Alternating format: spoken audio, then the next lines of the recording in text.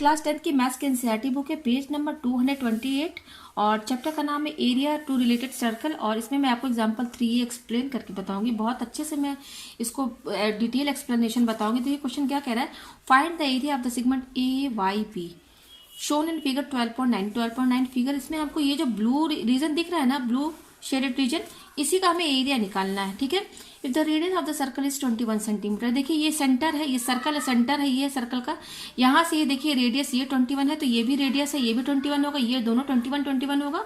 तो हमें क्या निकालना है यहाँ पर, ये ब्लू रीजन निकालना। अच्छा, इसी डायग्राम को मैंने इस तरीके से बना दिया है, दोनों डायग्राम तो सेम ही है ना, कोई फर्क तो है नहीं। देखिए ये ऊपर साइड बना हुआ था, मैंने जस्ट नीचे साइड कर दिया है।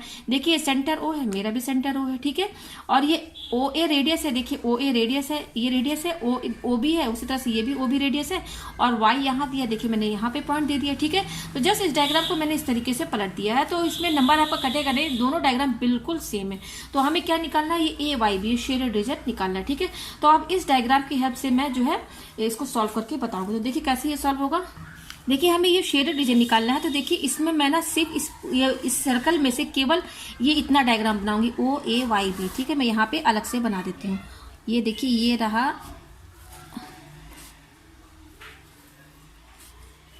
ये रहा ओ ए बी। ठीक है, और ये रहा शेडेड रीजन। और देखिए एंगल जो बन रहा है ना वो 120 बन रहा है, और ये जो सर्कल बन रहा है ना, जस्ट मैं इसका डॉट डैश डैश बना देती हूँ। ठीक है, ठीक है, ये है।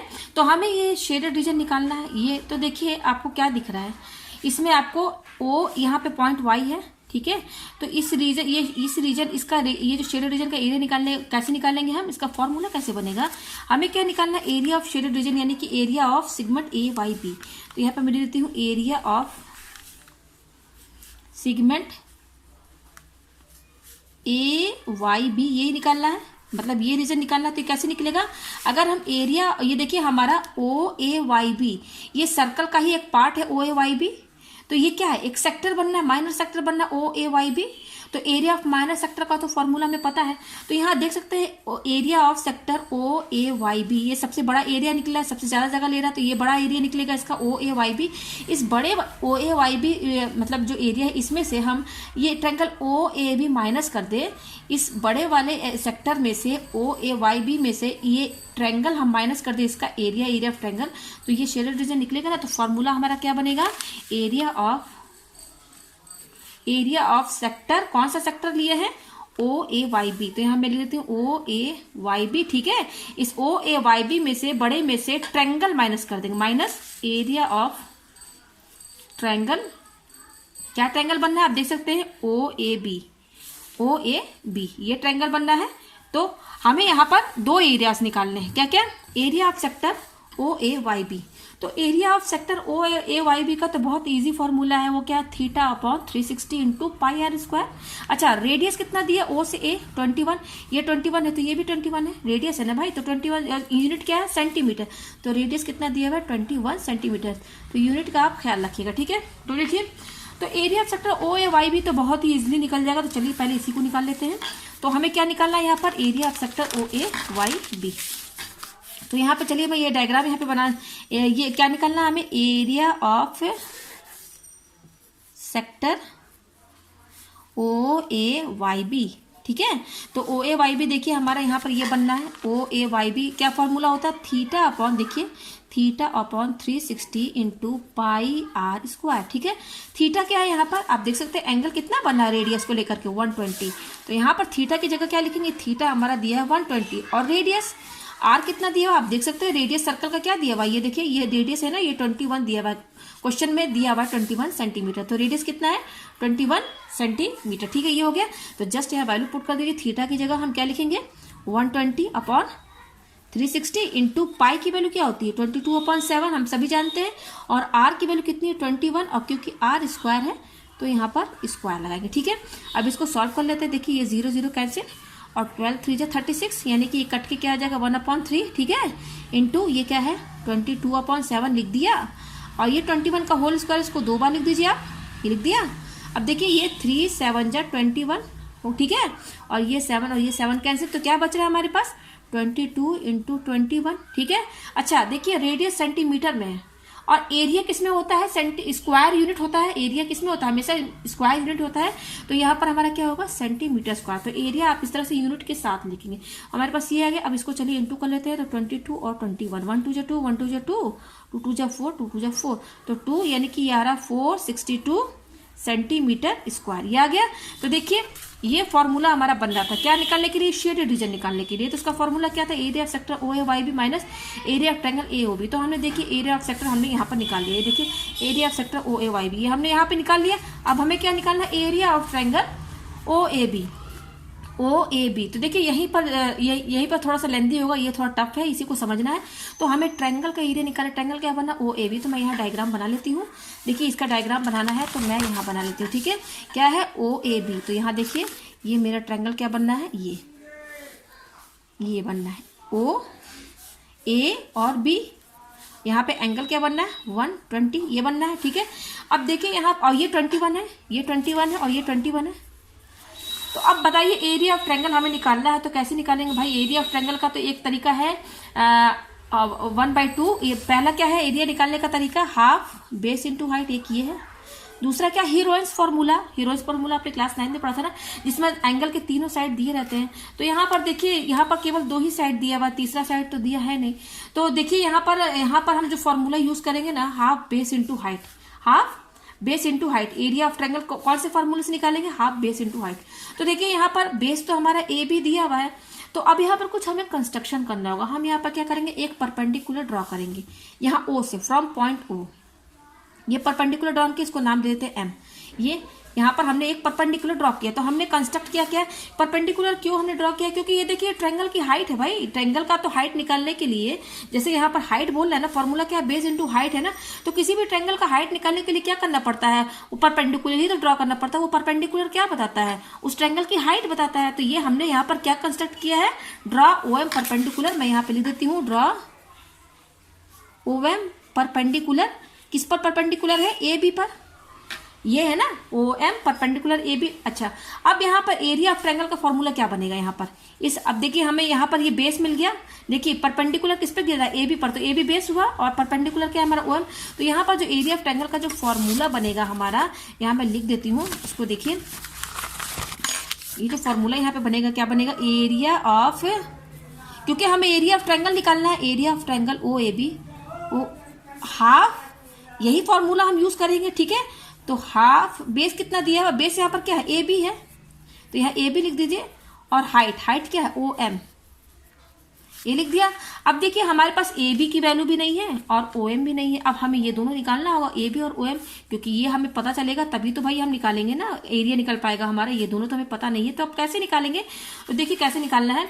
अच्छा यहाँ पे देखिए ये हमने यहाँ पर क्या ड्रॉ किया, 90 डिग्री परपेंडिकुलर ड्रॉ किया। तो ये 90 है तो ये भी 90 है, ठीक है ना। ये 90 है तो ये भी 90 है। तो ये देखिए यहाँ पर आपको इस बड़े ट्रायंगल में आपको 2 ट्रायंगल दिख रहा है कि नहीं, एक ट्रायंगल है ए ओ एम और दूसरा है बी ओ एम। ये 2 ट्रायंगल हमें दिख रहे हैं। तो ये 2 ट्रायंगल दिख रहे हैं। तो अब इन दोनों ट्रायंगल को हम क्या प्रूफ करेंगे, कनग्रेंट। अच्छा क्यों कनग्रेंट हम प्रूफ करेंगे, हमारा क्या मकसद है कनग्रेंट प्रूफ करने का। कनग्रेंट हम इसलिए प्रूफ करेंगे ना कि जब 2 ट्रायंगल कनग्रेंट हो जाते हैं तो उनके करस्पॉन्डिंग एंगल्स भी इक्वल हो जाते हैं और करस्पॉन्डिंग साइड भी होते हैं ना, वो भी जो होते हैं वो इक्वल हो जाते हैं। तो देखिए यहाँ पर हमारे पास 2 ट्रायंगल बनना है। एक ट्रायंगल क्या है, ए ओ एम, और दूसरा क्या है, बी ओ एम। तो आपने क्लास 9 में पढ़ा था ये क्या कहते हैं, कनकरेंसी आप पढ़ा था, ट्रायंगल को कैसे कनग्रेंट प्रूफ करते हैं। तो वही क्लास 9 वाला यहाँ पर यूज हो रहा है। देखिए तो इसको कनग्रेंट प्रूफ करने का क्या फायदा है, यहाँ पर हम जो एम है ना, A M equal to M B proof करना चाहते हैं। हम यहाँ पर क्या चाहते हैं कि एम हमारा मिड पॉइंट हो जाए, ठीक है। और ये जो 120 है ना, ये 60-60 हो जाए, हाफ हाफ क्या हो जाए, 60 ये भी हो जाए 60 ये भी हो जाए। इसलिए क्योंकि इसको हम अपने मर्जी से नहीं कह सकते हैं कि यहाँ पर ये जो लाइन जो ड्रॉ किया गया है एम, वो बिल्कुल मिड पॉइंट है और ये दोनों बिल्कुल इस एम ने इन दोनों इस लाइन को आधा आधा इक्वली डिवाइड कर दिया है। और हम ये भी नहीं कह सकते हैं कि ये 120 है तो ये लाइन जो बीच से गया है इससे एंगल को आधा आधा जो है कर दिया है। तो ये हम डायरेक्ट ऐसा लिख नहीं सकते, हमको इसको प्रूफ करके दिखाना पड़ेगा। तो ये हम कैसे प्रूफ कर सकते हैं, जब हम दोनों ट्रायंगल को कनग्रेंट कर दें। तो देखिए कैसे होगा, यहाँ पर यहाँ ध्यान दीजिएगा आप, हमारे पास 2 ट्रायंगल है। पहला क्या है, ए ओ एम।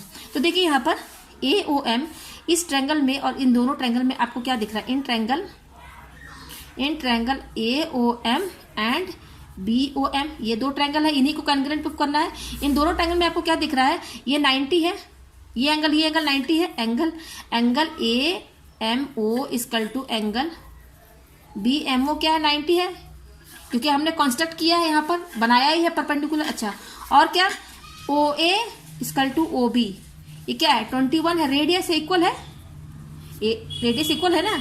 तो यहाँ पर by right hypotenuse RHS rule, by RHS right है हाइपोटेनस साइड रूल। तो देखिए राइट एंगल है तो RHS कहाँ रहता है, जहां पे दोनों ट्रायंगल 90 हो, तो बाई RHS ये दोनों ट्रायंगल क्या हो जाएंगे, कन्ग्रेंट हो जाएंगे कि नहीं। ये 90 और ये साइड हाइपोटेनस, इस 90 के सामने ये हाइपोटेनस है, इसके सामने ये हाइपोटेनस, और हाइपोटेनस भी इक्वल है, तो बाई RHS ये दोनों ट्रायंगल क्या हो जाएंगे हमारे, कन्ग्रेंट। क्या हो जाएंगे, कन्ग्रेंट।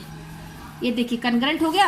अब जब कन्ग्रेंट हो जाएगा तो दोनों ट्रायंगल का ये वाला साइड और ये साइड ये भी इक्वल हो जाएगा, यानी कि AM equal to MB, corresponding side equal हो जाएगा ना। इस ट्रायंगल का ये साइड और इस ट्रायंगल के ये साइड ये भी दोनों इक्वल हो गया। कन्ग्रेंट का मतलब क्या होता है, ऐसे दो ट्रायंगल जो जिनको एक के ऊपर एक रखे तो बिल्कुल एक ही नजर आए। तो अब ये कन्ग्रेंट हो गया, तो इसका मतलब ये साइड और ये साइड दोनों इक्वल हो गया। उस तरह से ये एंगल भी इक्वल हो गया, यानी कि angle AOM equal to angle BOM, ये इक्वल हो गया ना। AOM BOM ये दोनों एंगल इक्वल हो गए, यानी कि ये क्या है, ये बाइसेक्टर है, एंगल बाइसेक्टर है।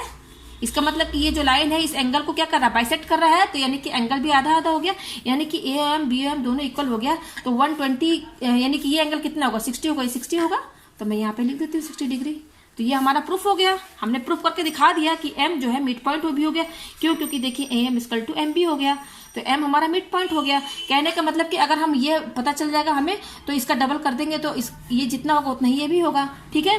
तो और हमें एंगल भी पता चल गया, ये 60 है। तो हमने 60 क्यों किया है, क्योंकि यहाँ पर अब हम ट्रिग्नोमेट्री यूज करेंगे। ट्रिग्नोमेट्री की हेल्प से हम ये बेस निकालेंगे और ये परपेंडिकुलर जो है ना इसकी वैल्यूज निकालेंगे। ये कैसे निकालेंगे आप यहाँ ध्यान दीजिएगा।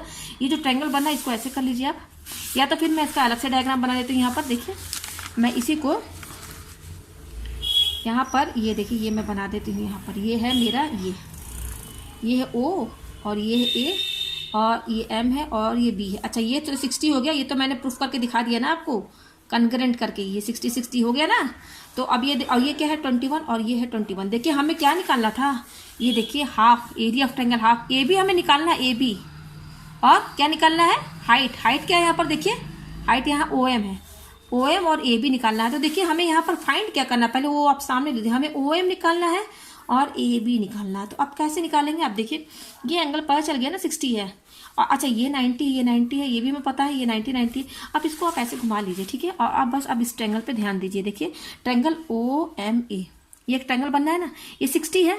अच्छा ये 90 डिग्री है, आपको दिख रहा है, यहाँ 90 डिग्री, ये 90 डिग्री का ट्रायंगल बना है, राइट एंगल ट्रायंगल है। ट्रिग्नोमेट्री में सारे ट्रायंगल 90 होते हैं, तो यहाँ 90 ट्रायंगल भी मिल गया, 90 वाला राइट एंगल ट्रायंगल मिल गया है। अच्छा ये 60 है, ठीक है। अच्छा ये 90 डिग्री का एंगल है, तो ये बेस हुआ, इस एंगल के सामने ये बेस हुआ, ये हाइट हुआ, अरे ये बेस हुआ, ये परपेंडिकुलर हुआ और ये हाइपोटेनस हुआ। हमें क्या निकालना है, हमें ये AB निकालना है। तो पहले हम AM निकाल लेते हैं। तो AM कैसे निकालेंगे, देखिए ये हमारा क्या है, ये बेस है और ये परपेंडिकुलर और ये हाइपोटेनस। तो ये परपेंडिकुलर है, ये हाइपोटेनस है, तो परपेंडिकुलर और हाइपोटेनस वाला किसका फॉर्मूला यूज होता है, sin 60 का। sin 60 क्या होता है, sin 60 क्या होता है, परपेंडिकुलर अपॉन हाइपोटेनस। तो यहाँ पर इस डायग्राम के हिसाब से देखिए यहाँ से ये एंगल बना, तो sin 60 के हिसाब से ये परपेंडिकुलर हमारा क्या है AM और हाइपोटेनस क्या है AO। तो यहाँ पे हम लिख देते हैं AM अपॉन AO, ये लिख दिया हमने। अच्छा AM कितना दिया, ये नहीं दिया हुआ है, यही हमें निकालना, AM वैसे ही रहेगा, और AO कितना दिया 21, ठीक है। और sin 60 की वैल्यू क्या होती है, तो यहाँ पर देख सकते हैं sin 60 कितना है AM अपॉन 21, और sin 60 की वैल्यू क्या होती है √3/2 इक्वल टू AM अपॉन 21, ठीक है। आप क्रॉस मल्टीप्लीकेशन कर दीजिए, यहाँ से क्रॉस मल्टीप्लीकेशन करेंगे तो ये क्या हो जाएगा 2AM इक्वल टू 21 को इससे इंटू कर दीजिए, 21√3 ये आ गया। तो AM की वैल्यू क्या आई यहाँ पर, AM इक्वल टू 21√3, और ये जो 2 इंटू में है इसके साथ ये डिवाइड में आ जाएगा। तो ये देखिए यहाँ पर AM, ये देखिए AM निकल आया हमारा, AM AM हमारा कितना आया 21√3/2। तो देखिए यहाँ पे साइन कॉस यूज करेंगे तभी आपका वैल्यू निकल पाएगा, ठीक है। तो यहाँ पर एंगल भी हमने पता कर दिया, कैसे इक्वल किया ये तो मैंने बता दिया। तो एंगल हमें जब यहाँ पता चली गया, यहाँ पर आके साइन कॉस क्यों लगा है, इसलिए लगा है क्योंकि देखिए ये एक राइट एंगल ट्रायंगल बनना है, क्योंकि देखिए यहाँ 90 बनना है, ये 90 है तो ये भी 90 होगा, तो ये 90 डिग्री है, ये राइट एंगल ट्रायंगल है, प्लस यहाँ एंगल की वैल्यू भी दी हुई जो कि एक एक्यूट एंगल है, तो यहाँ पर हम साइन कॉस लगा सकते हैं। तो साइन कॉस की हेल्प से हम यहाँ पर बेस और ये जो हाइट है ना इसकी वैल्यू हम निकाल सकते हैं, क्योंकि साइन क्या होता है परपेंडिकुलर अपॉन हाइपोटेनस। तो यहाँ पर देखिए साइन 60 के हिसाब से ये परपेंडिकुलर होगा AM, तो देखिए यहाँ से हमने AM की वैल्यू निकाल दिया ना। अच्छा AM क्या है, हमने प्रूफ करके दिखा दिया कि जो AM है वो MB के बराबर है। ये देखिए हमने जब इसको कॉन्ग्रुएंट प्रूफ किया था तो AM किसके बराबर है, MB के बराबर है, यानी कि AM हमारा कितना आया है 21√320। ये देखिए AM कितना आया है, AM MB के बराबर है, ये देखिए यहाँ पर ये, और AM की वैल्यू कितनी आई है, यानी कि ये दोनों की वैल्यू कितनी होगी, आ गया ना, जो AM होगा वही MB भी तो होगा, दोनों की वैल्यू सेम होगी, यही होगी। अच्छा हमें निकालना है AB। अब AB किसके बराबर होगा, AB जो है AM प्लस MB के बराबर होगा, ये तो इसी के बराबर होगा ना। AM हमने निकाल दिया कितना है 21√3/2 प्लस MB भी उतना ही है हमारा, इसलिए क्योंकि दोनों का लेंथ बराबर हो गया है, क्योंकि M क्या हो गया मिड पॉइंट हमने प्रूफ करके दिखा दिया है। तो यहाँ से एलसीएम लेंगे तो क्या आएगा, ये हो जाएगा 2 × 21√3/2, ये आएगा सॉल्व करने पर, ये आ जाएगा मेरे पास, ये 2 कैंसिल, तो यहाँ पर आ जाएगा 21√3। और ये क्या बता रहा है, AB लेंथ बता रहा है और यूनिट क्या है सेंटीमीटर। तो देखिए यहाँ से हमारा AB निकल गया। कहने का मतलब ये है कि जो एरिया ऑफ ट्रायंगल में हाफ बेस इंटू हाइट में जो AB जो था ना बेस है, तो वो हमारी इसकी वैल्यू यहाँ पर देखिए निकल गई है। अब हमें क्या निकालना, OM निकालना, यानी कि ये देखिए ये OM, ये जो OM है ये देखिए OM। अब OM कैसे निकालेंगे, तो फिर आप यही ट्रायंगल ऐसे कर लीजिए, आप इसको यहाँ पर देखिए, ये हमें क्या निकालना OM, ठीक है। अच्छा ये एंगल 60 है ये, ठीक है, तो एंगल 60 के हिसाब से ये तो बेस है, ये बेस है, हमें क्या निकालना OM निकालना है। तो OM इस एंगल के हिसाब से ये बेस हुआ और ये हाइपोटेनस है, तो बेस है और हाइपोटेनस है, तो बेस और हाइपोटेनस किस में लगता है, कॉस क्या होता है, बेस अपॉन हाइपोटेनस। तो यहाँ पर हम कॉस का वैल्यू यूज करेंगे, तो यहाँ cos 60 क्या होगा, cos 60 क्या होता है, बेस अपॉन हाइपोटेनस। अब बेस हमारा क्या था, यहाँ पर देखिए यहाँ पर बेस हमारा क्या है OM और हाइपोटेनस क्या है OA। तो यहाँ पे आप लिख दीजिए बेस हमारा क्या है OM और हाइपोटेनस क्या है OA है, ये है। और OM नहीं दिया हुआ, यही हमें निकालना है, तो ये हम किसके हेल्प से निकाले, cos की हेल्प से निकाले। और OA कितना दिया 21, क्योंकि OA क्या रेडियस है, तो ये 21 हमने लिख दिया। और cos 60 की वैल्यू क्या होती है 1/2 होता है, ठीक है। cos 60 क्या होता है 1/2, ये हो जाएगा OM/21, ठीक है, ये हो गया। क्रॉस मल्टीप्लीकेशन कीजिए तो 21 इधर हो जाएगा और 2OM इसमें इंटू हो जाएगा, 2OM इंटू कर दीजिए तो ये होगा, ये O है हमारा, ठीक है। तो यहाँ से हमें क्या चाहिए, OM की वैल्यू चाहिए OM, तो 21 और ये 2 क्या है डिवाइड में से आ जाएगा, ये सेंटीमीटर। तो देखिए यहाँ पर OM की वैल्यू भी निकल गई।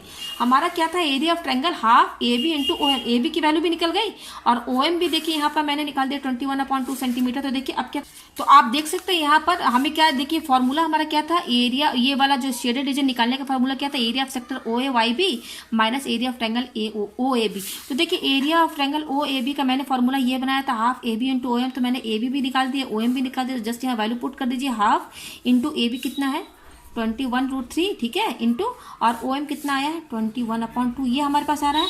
तो इसको लिख दीजिए आप, ये क्या आया 21, कुछ कटने वाला है नहीं, तो 21 इंटू देखिए इन दोनों के बीच में मल्टीप्लीकेशन है 21 और √3 के बीच में, फिर इंटू 21 अपॉन, और ये क्या हो जाएगा 2 2 4, ठीक है, नीचे वाला इंटू कर दिया और ऊपर वाला। अब इसको इंटू करके लिख देते हैं हम 21 कितना होगा 1 1 1 1 2 2 और 2 1 2 2 2 4, ये हो जाएगा 4 4 1 और ये क्या है √3/4। और क्योंकि एरिया निकाल रहे हैं तो स्क्वायर यूनिट होता है, तो सेंटीमीटर स्क्वायर यहाँ लिखेंगे। तो देखिए हमारा इस फॉर्मूले के हिसाब से इसका भी एरिया निकल गया और इसका भी एरिया निकल गया। तो अब हम निकाल देते हैं यहाँ पर एरिया ऑफ सेगमेंट AYB, यही निकालना था। तो क्या है एरिया ऑफ सेक्टर OAYB। तो देखिए हमने एरिया ऑफ सेक्टर कितना निकाला था, आप देख सकते हैं मैंने यहाँ पे कैलकुलेट किया था, ये देखिए एरिया ऑफ सेक्टर OAYB कितना है 462। तो मैं यहाँ पे लिख देती हूँ 462, ठीक है। ये देखिए एरिया ऑफ सेक्टर कितना आया 462, फिर क्या माइनस B। तो देखिए यहाँ पर एरिया ऑफ ट्रायंगल कितना आया, ये आया 441√3/4, ठीक है। और दोनों सेंटीमीटर स्क्वायर में है, तो यहाँ ब्रैकेट लगा के आप लगाइएगा, ठीक है। तो यही इसका आंसर है। मुझे उम्मीद है आपको ये बहुत